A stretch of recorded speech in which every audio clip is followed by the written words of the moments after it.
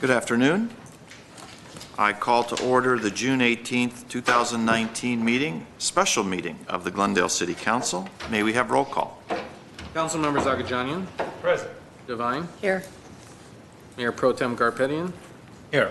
And Mayor Najarian. Here. May we have your report?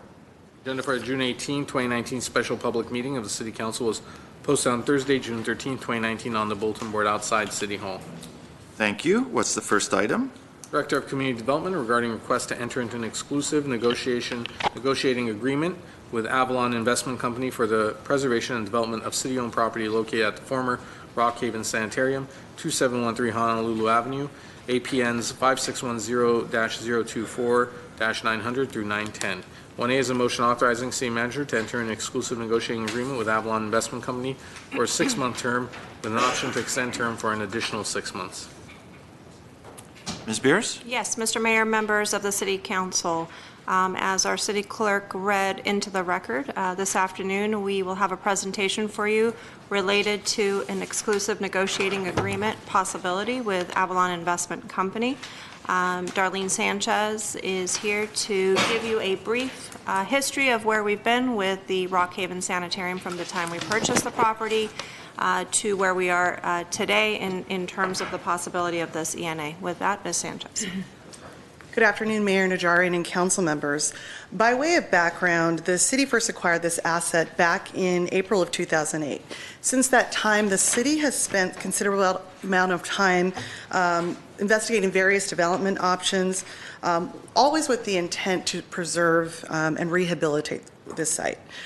In 2014, the city issued a request for qualifications process that was intended to identify a developer or developers for the redevelopment of that site.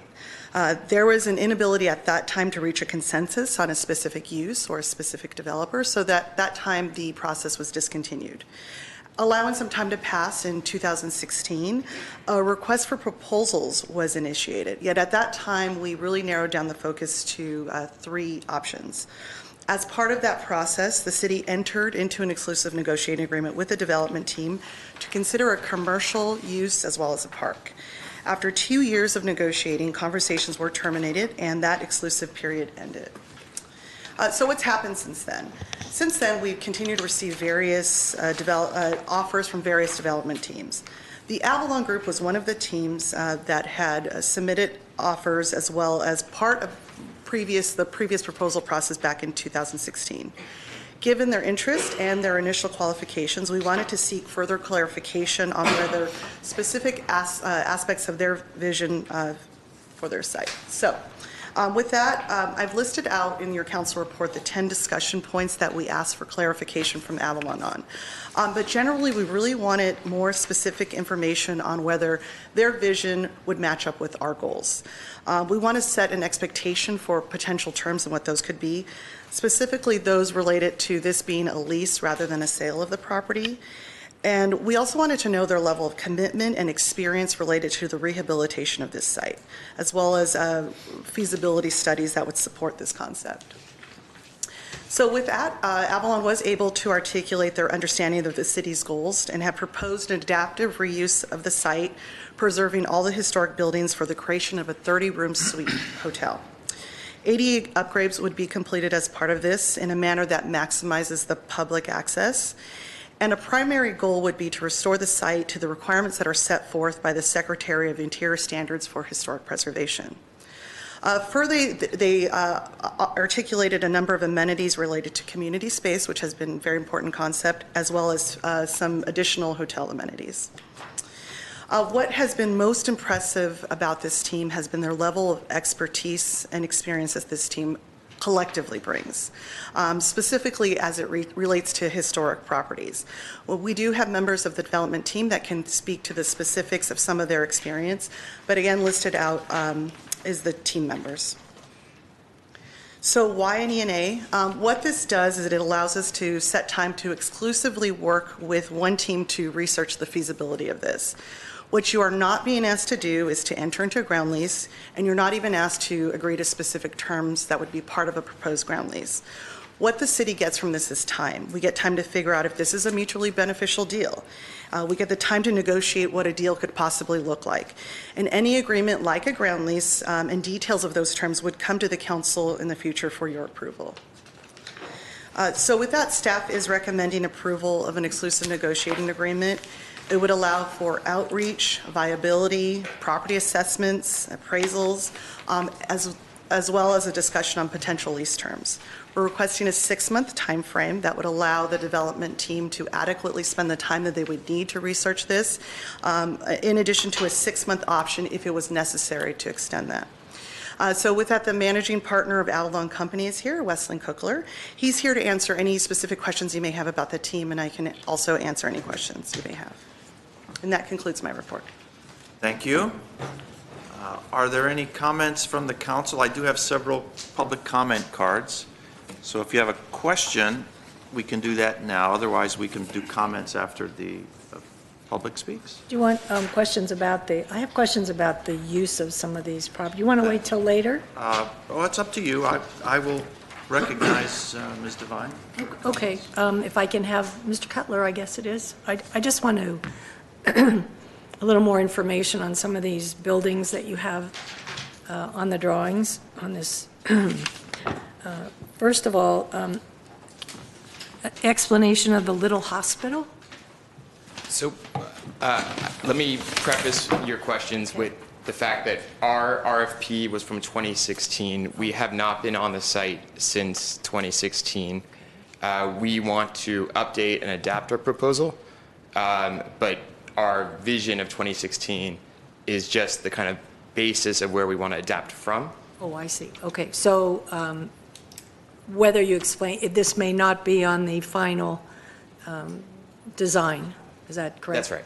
Okay, but can you tell me about the concept, what it? Of a specific building? Yeah, I think it said little hospital. In our 2016 proposal, we had more rooms committed to hospitality. In our current proposal, we have reduced that significantly in order to kind of take in some of the neighborhood feedback. Okay, so that's a hospitality. Hospitality. Okay. There's no operating hospital, Oh, if that was your question. that's why I was saying, Okay, what is the I'm sorry. concept behind? I Okay, understand. great. And then there's an artist cottage, That's right. and that is for, like a gallery? That's, Or, our 2016 proposal had that conceived as some sort of art exhibition, historic artifact exhibition. like for Rockhaven? Exactly. Oh, okay, okay. That was my next question. Okay, that's what I wanted to know. Where would you, did you have a place there for the Rockhaven history, and that was it? Yes. Okay, thank you. That's it for now. Mr. Carpet? Thank you. Where was I? The event space? What kind of an event space is this? In our 2016 RFP, we had a concept of a small event space, both for community meetings, maybe a wedding. That is not our current understanding, but we haven't updated our proposal since 2016. So again, I apologize for being imprecise, but that is what we want to spend the time in the E&A figuring out: what the building's conditions currently are, what amenities we think are appropriate for the site, have the input of our hotel operator to give us feedback on that, and kind of get community outreach to figure out what uses will make this site really work. So the condition of the buildings, they haven't changed much. I think they've gotten worse. Maybe a little worse. I give that to you, of course. But your plan is to fence this off, the entire property? There is an existing historic gate that we want to preserve. Our concept is that the hotel grounds will be completely accessible to the community. So you don't need to be a guest at the hotel to wander the grounds. No, that's not my question. Are you going to fence off the property? Again, there's a gate existing, and we're going to keep the gate. During the day, if you're a neighbor and you want to come and walk through and visit the site, it's 100% acceptable. No, I understand the gate. We all love the gate, and it's in the front. But you're going to fence off the property, basically, keeping the gate. We're going to keep the gate, yeah. And the whole site is gated currently. And this proposal is from 2016. There is nothing new on this proposal except the number of rooms are going down from 40 to 30? We haven't had access to the site since 2016. We haven't had, frankly, more than 2 weeks' notice about this. We want to update the proposal, get the feedback from the community members that will impact our ultimate program mix, which is why we'd like to get into an exclusive negotiation agreement. Okay, thank you. I have a question from staff. Thank you, sir. Wasn't this the thing that we had to go back to them and ask them if they're interested and what's their new concept? And because basically, are we making a decision based on 2016 proposal today? Or what are we making a decision on? Not on the 2016 proposal. Again, we had many different offers. This was one of probably over a dozen interests that we received after our previous ENA terminated. And as part of that previous, we were barred specifically from talking to anybody. So Mr. Cookler is right in that he was not allowed access, nor did we speak to him about this, nor anyone else. When that ENA ended, we received 12 to 15 proposals. Because they did have some initial qualifications from the first RFP. This is not the first time we have seen Avalon's proposal or what they initially submitted, but they have built upon that. So this time to research what the property needs are, conditions, market assessments, that's probably one of the biggest things they need some time on. If you recall, an RFP usually takes 3 to 6 months. When they submitted their original RFP, it was based on 2016 conditions, having 3 to 6 months to study that. They had much less time to say, are you interested and what would you do? So that would not be enough time. We would not expect them to turn around a feasibility study in such a short amount of time. So again, this exclusive period would allow them to spend the money to do that, to spend the money to do property assessments, because as you've noted, the property could have changed in the last couple of years. It probably hasn't, but we did not, because we have not entered into that ENA with them previous to this, they have not had that time to look at this. So this would be the time for them to study. You said that after the previous ENA was expired, we had 12 to 15 proposals? We had a number of proposals, correct. Okay, thank you. Thank you, Mr. Thank you. Any other questions? Okay. Mr. Cookler, your card is submitted. Is there anything you'd like to say? Good afternoon. I'm Weston Cookler with Avalon Investment Company. On behalf of Avalon and our development team, I want to thank the city staff for their time and their work, and the City Council for the opportunity to speak about our vision of Rockhaven. We share a common interest. It's to revitalize Rockhaven, make it accessible for community use, illuminate its history, and implement a feasible and an accountable strategy to ensure lasting preservation. Our development team is uniquely qualified to restore Rockhaven, led by women distinguished in the preservation and adaptive reuse of California landmarks. Architect Brenda Levin, landscape architect Mia Lair, and interior designer Sally Breer. We feel that individuals of this caliber are required when handling such a celebrated place, and they are excited to begin their work. Our business plan, though the details are still need to be underwritten, our business plan is simple: to create a neighborhood hotel and a family-friendly restaurant. We are partnering with Arrive Hotels and Restaurants, a Pasadena-based hospitality group specializing in similarly sized neighborhood hotels throughout the country. Arrive defines its approach as built for the neighborhood, rooted in its surroundings. Arrive's ethos is to reflect the look, feel, tastes, and lifestyle of the neighborhood, and to earn a position as the locals' favorite hangout. If you visit an Arrive hotel anywhere from Palm Springs to its newest historic property in Wilmington, North Carolina, you will make note that the hotel grounds are opened for all, not closed off to the neighborhood. Conditions, both physical and economic, have changed since the 2016 RFP, and we are eager to update our proposal and our approach. Staff has outlined the terms that we know we will need to consider in any negotiation. Our RFP response is out of date, but we are willing to adapt, and we're optimistic that there's a path forward. Lastly, I'm glad for this opportunity today because I want to emphasize the most important shift in our strategy for Rockhaven. Our change is this: we will look to embrace the Montrose community in all aspects of our development. Over the past several weeks, I've sat down with folks from the Friends of Rockhaven, the Montrose Shopping Park Association, representatives from the CVCA, the Crescenta Valley Town Council, the Glendale Arts and Culture Commission, and 2 historic societies. I received the same feedback from everyone I met. Embrace the community. Montrose is a very unique neighborhood.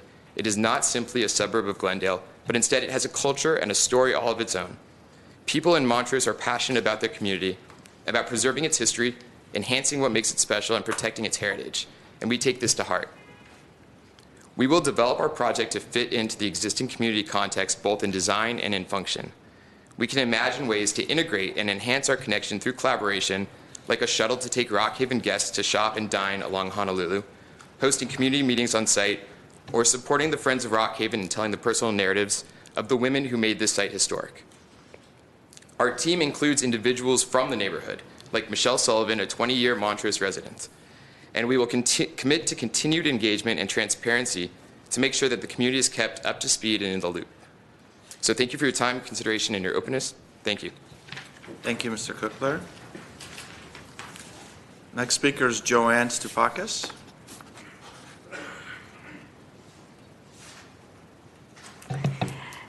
Good afternoon, council members, staff, and community members.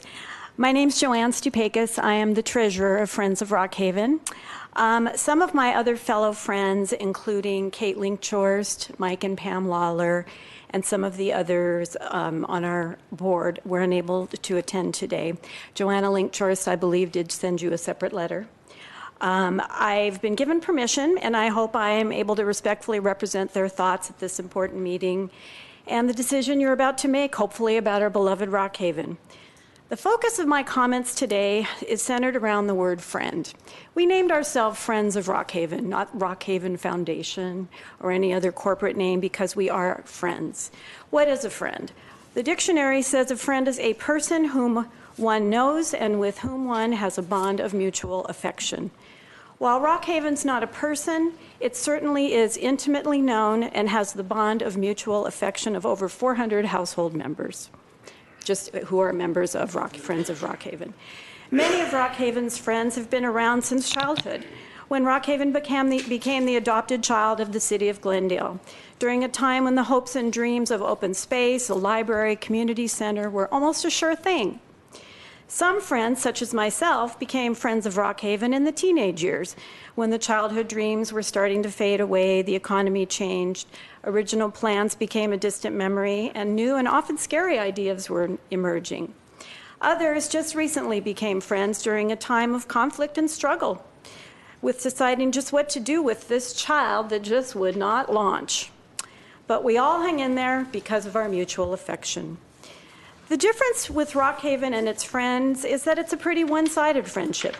While Rockhaven offers her friendship freely with no strings attached, just by her mere existence, it is up to us, her friends, to continue to nurture, clean, preserve, prune, protect, beautify, and help share her gifts with the world. But guess what? We have some new friends who have come to play. Avalon Investment Company and their team want to share in the collaboration and vision of bringing Rockhaven back to life.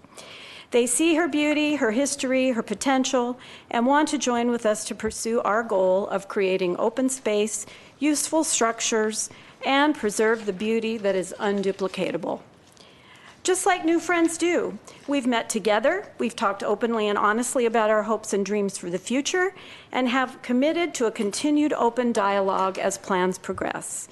We want to officially endorse them and support your yes vote for Avalon to join the Friends of Rockhaven and the City of Glendale as we chart a beautiful future for our beloved space.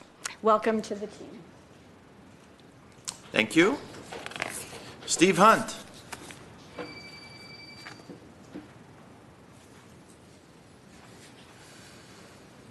Good afternoon, Mayor Najarian, council members, city staff. My name is Steve Hunt. I'm here representing the Glendale Historical Society and our members.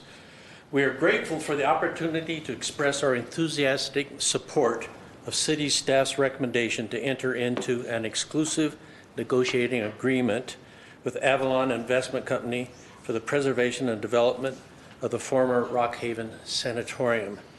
Avalon has assembled an exceptional team. I had the the pleasure and opportunity of meeting them recently, that would guarantee the property's historic architecture and landscape and preserve and rehabilitate it in conformity with the Secretary of Interior standards. The community space would ensure that Agnes Richards' story and the Rockhaven legacy remain central to the public's understanding of this unique site. The Glendale Historical Society is excited to see such a thoughtful, sensitive, and responsible project selected.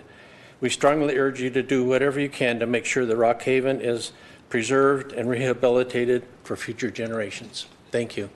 Thank you. Sharon Weissman?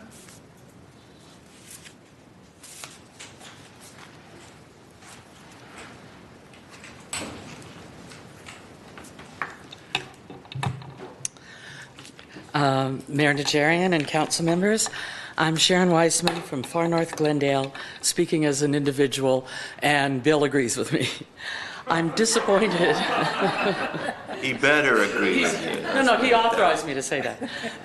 I am disappointed councils governing Glendale since the purchase of Rockhaven have not taken steps to create the promised historic park.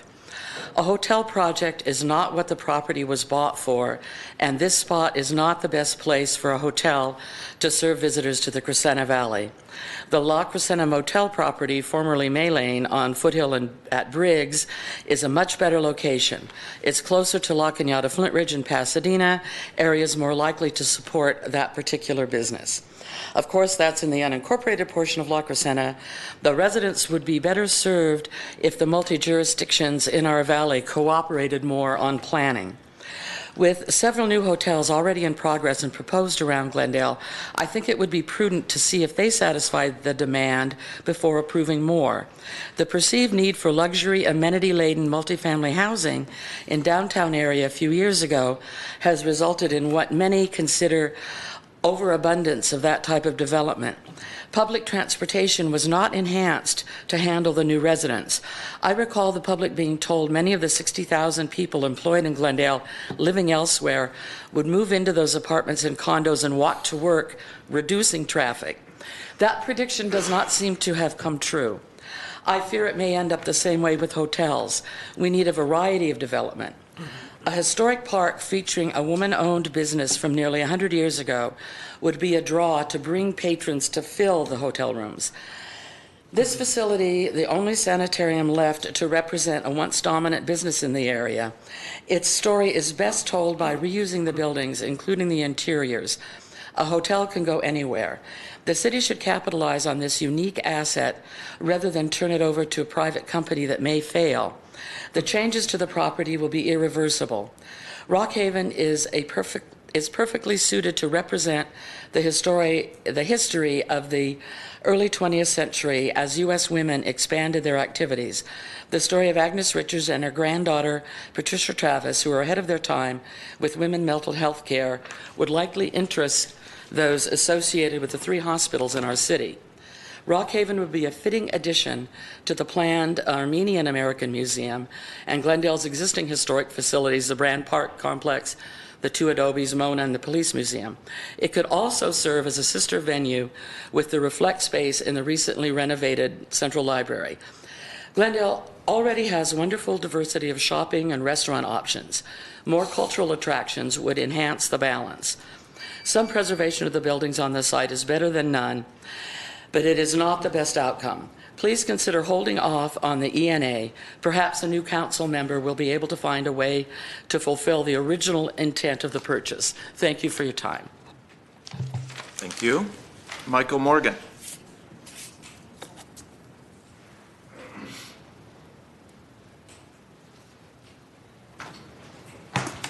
Good evening, City Council. Well, good afternoon, actually, City Council, Madam Mayor, Madam City Manager. My name is Michael Morgan. I'm a little flustered because I didn't write out any notes, which I normally do. But I'm representing the Montrose Verduga City Spar Heights Neighborhood Association and the Historical Society of the Crescenta Valley.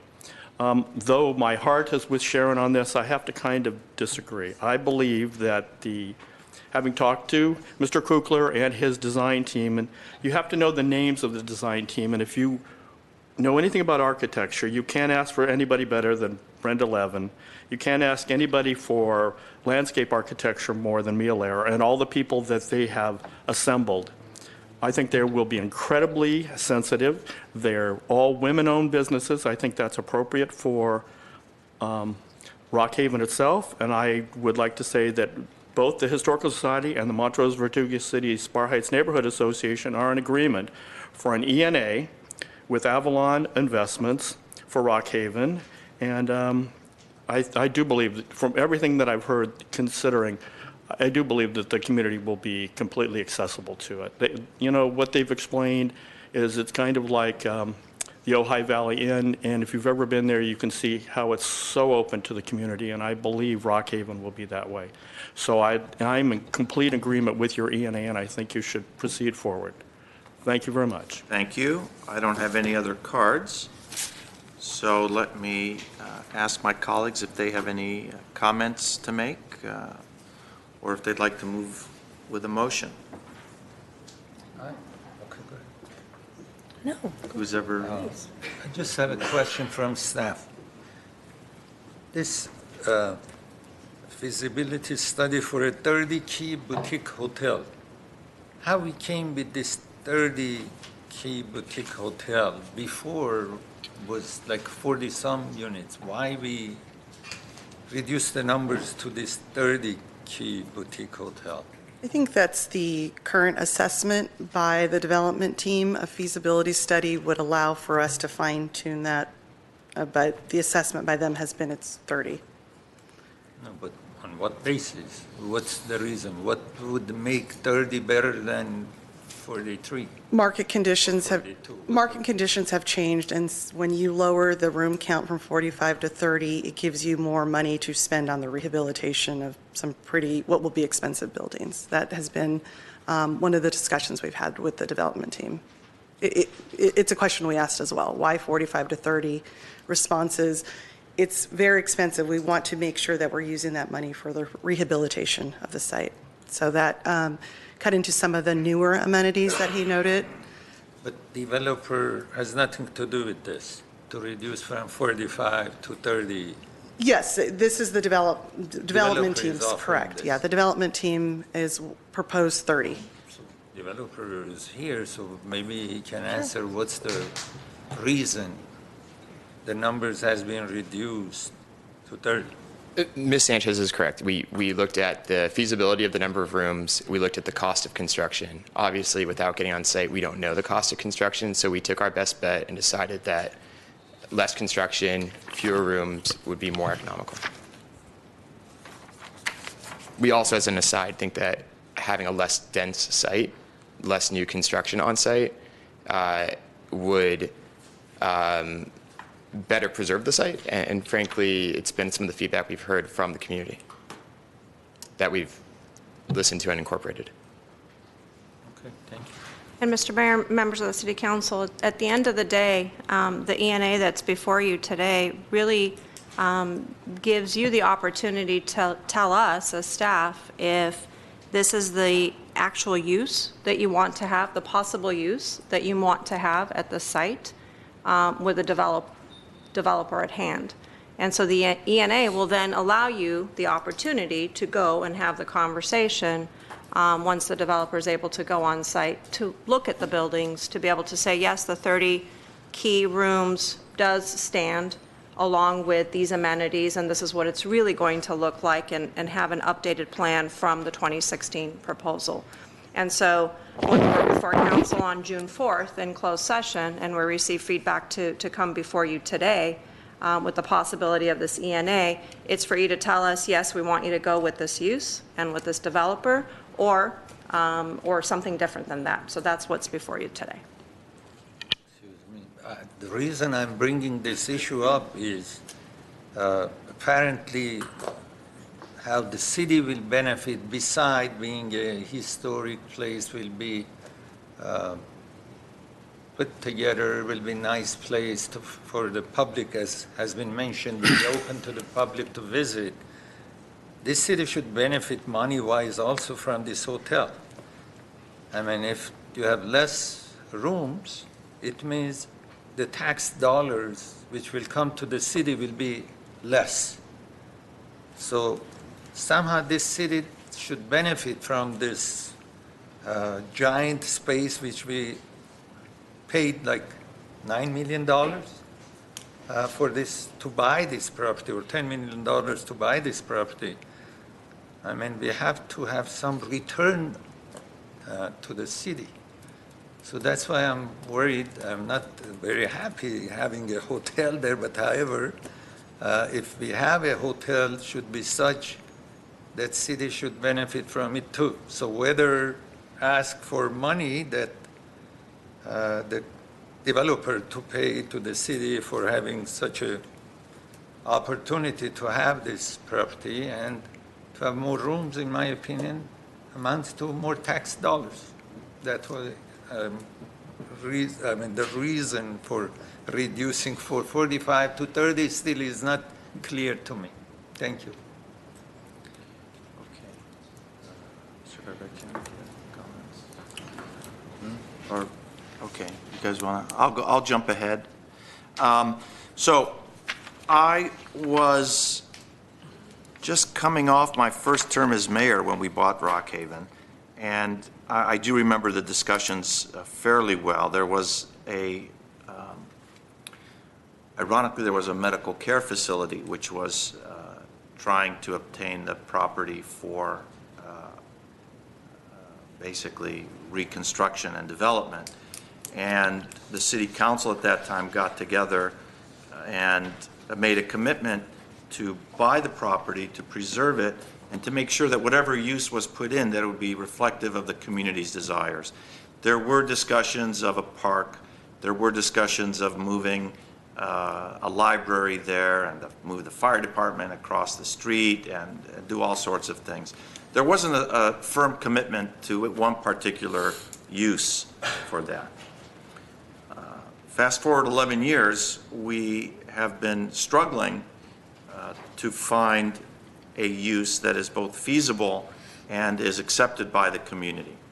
What we have before us is an opportunity to enter into negotiations with Avalon, and we don't have the details, and I know it's not fair to ask Mr. Cookler how many rooms you intend, what the prices are going to be, how big is your restaurant going to be, and all those sort of things, because this is in fact what we're asking you to do your due diligence and come back to us with a more refined vision. Right now it's just a general vision, as you said, of having a boutique hotel with a restaurant and having some space dedicated to displays, keeping the grounds open for the community. I think that's all you could commit to us at this point, not having been on the property for the last 4 years perhaps. I'm not sure when the last time you saw it was. So I'm okay with that. As far as the tax dollars and benefit to the city, don't forget that we're just not saying here's the land, do what you want to do with it. We're saying here's the land and you better not tear down any of those structures that are pretty old. The last time I was there was probably 9-10 years ago, and it was not in great shape. I imagine that it's not in even as good shape as it was back then, just due to age and wear and tear from the elements.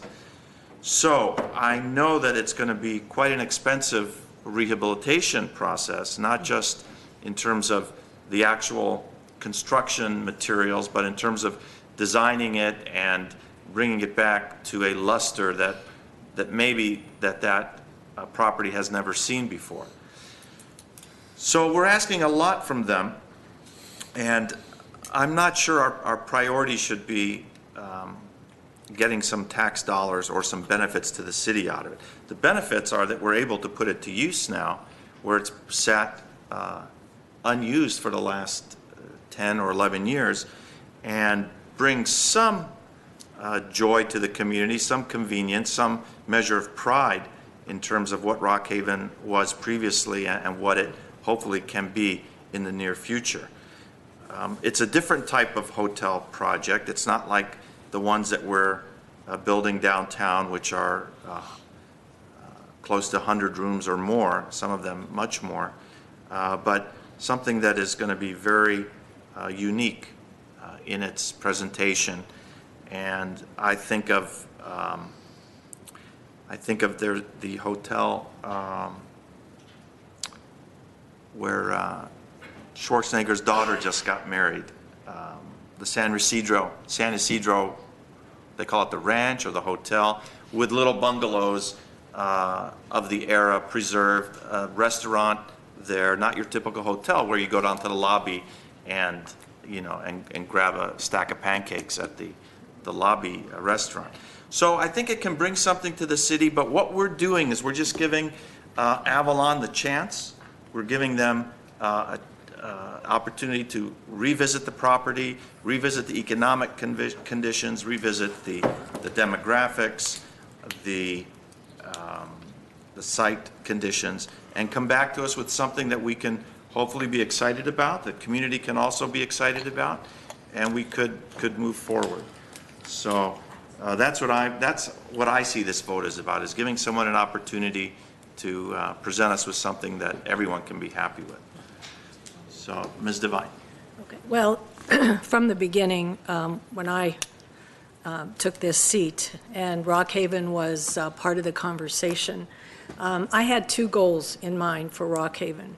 And one was to preserve the historic integrity of that property, and number two, to make it accessible to the community. Now, what I've heard today seems that Avalon is attempting to do both of those. I commend you for your philosophy of embracing the community. I really like the idea that you have spoken to all of these organizations. These are the organizations that will be impacted the most by it, good, bad, or otherwise. But they care about that property very, very much, and everybody wants to see this be a success. And I'm glad that you see the beauty and the potential for this property. And I have to tell you that you're talking about your staff, your colleagues, and Mike Morgan mentioned the historic preservationist, I guess, that you have on your staff. And I have to tell you that I received an email and you were called the Dream Team. So no pressure, but I was happy to hear that actually from the Friends of Rockhaven, which I really appreciated.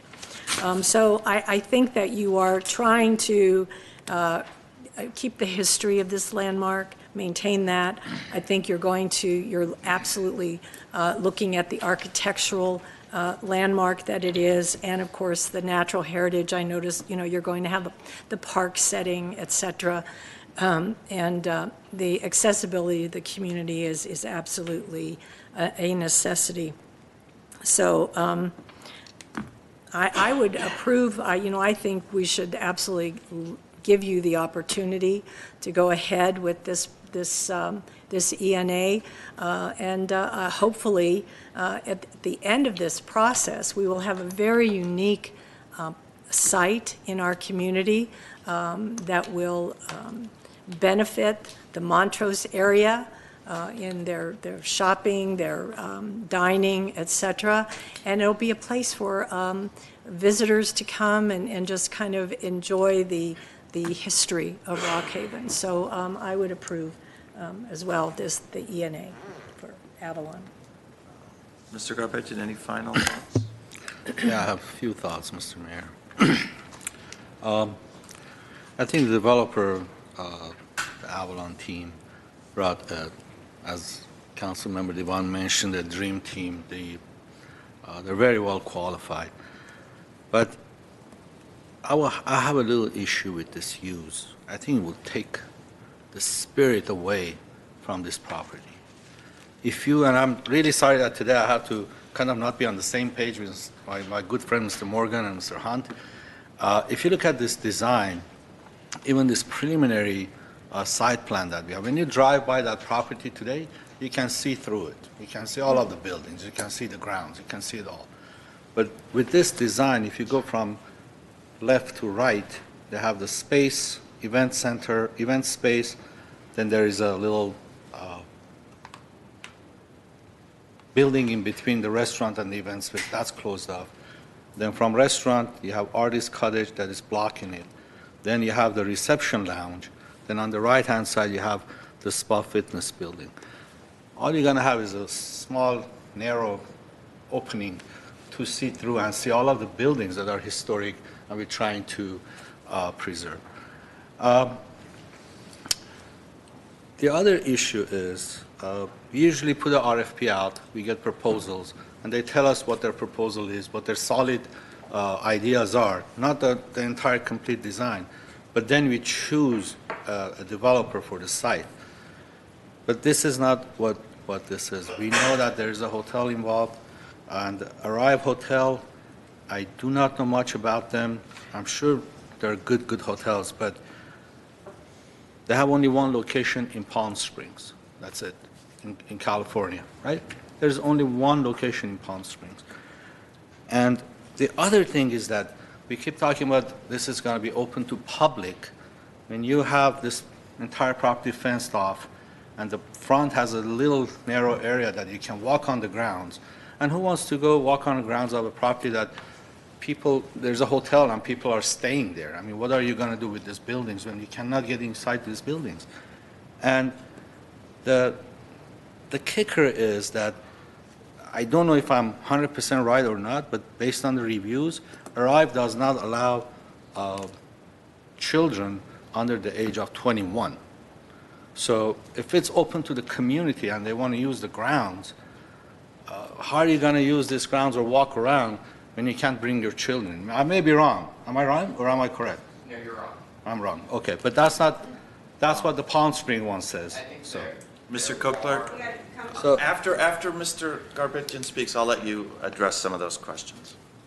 okay, so I think the entire goal of this council was, even when I got elected 4 years ago, that to have a place for the community to come in and enjoy, especially during the evening hours, with local residents or local tenants like Gelsingers and coffee shops, and place to come in and enjoy this place as a whole, not just walkways that you can go around the buildings. When it's a hotel, I mean, I wouldn't want to go walk around those buildings when there are people are staying there. I mean, how would you? I don't know who would feel comfortable to go around buildings that people are staying in. They're in their bathing suits going to use the pool. I think I don't have an issue with having a use and preserving the buildings. We need to do that. That's the goal of the ultimate goal. And the team is a great team. I can see the team that you have here, but I think the use is an issue.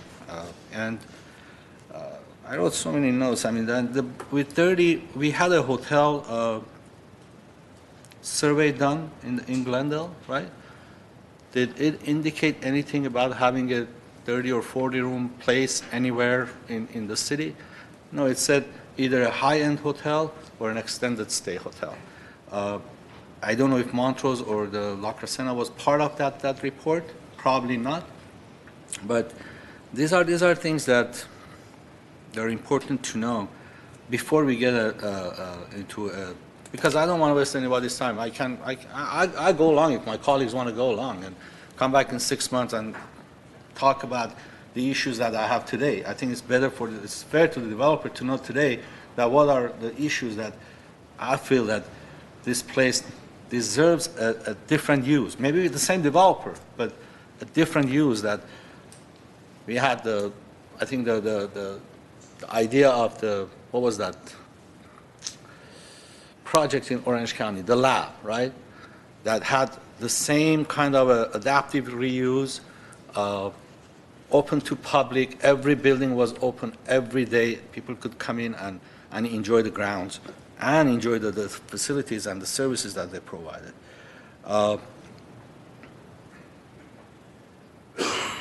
Anyways, this is where I mean, as far as preserving the historic value of the property, no doubt about it. We all want that, and nobody's going to vote anything against that. But I think even the way it's designed, you can't drive by and see the grounds. And I have a little issue with that. So that's where I am. Nothing against the developer or your qualifications or your professionalism, none whatsoever. we see the qualifications here. But I think that the use is a little bit of issue for me. So that's what I. Okay, so in those comments, I understood there to be a couple questions. And maybe you understood them too, Mr. Cookler. So would you like to address those about, well, you start in, and if you left some out, we can remind you. I think all of your concerns are spot on, and I think what we can do in this ENA timeframe is address them. Items like maintaining sight lines onto the site, ensuring that families can come and have a great experience at the restaurant.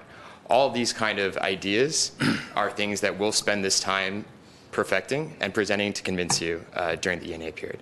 Okay, when you say families come and enjoy the restaurant is right in the front of the property. So when we say the grounds are open to public, The grounds are open to the public. If they are, again, fine. We can go through the ENA and please bring a program as to what besides because if you had a 45 room within the same number of buildings that we had in the past, because it tells me here that, let me see if I'm reading this right. The new construction is are the darker buildings in the front? The new construction in our, I'm sorry. No, go ahead. The new construction in our 2016 plan is what we want to scale back. So buildings like the Spa Fitness building has been recommended by the community to remove entirely because they want to preserve those sight lines. So what we want to do in our new updated RFP is to reduce the amount of construction, to lower our costs, to maintain some of the sight lines, to preserve the density that's already existing, and to make sure that it fits into the context of the neighborhood. Got it. I understand. Now I see it, because you take the Spa Fitness building out and use the existing buildings to put that use in there. That's why your number of rooms go down, because before within that existing buildings, you had 45 rooms. Now if you want to use some of these buildings for Spa or Fitness, that's why the number of rooms go down. Okay, That's got it. We all want this happen. This has been long overdue. The community is anxious for it.